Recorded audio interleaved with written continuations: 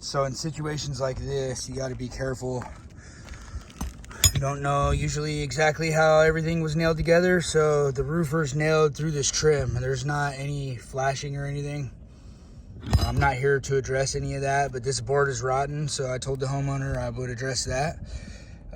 So we're going to pull that out and slip in a new piece of hardy trim.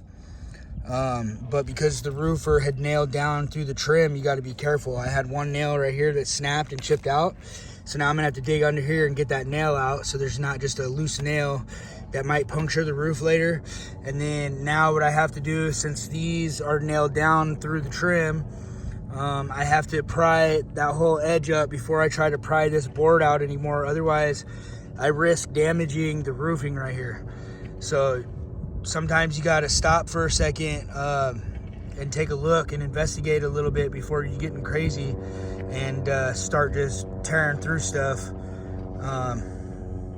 If I cause damage over here, that's going to cost me money and time, right? That I have to spend in fixing it. So that would be not good, right? So pay attention to what you're doing.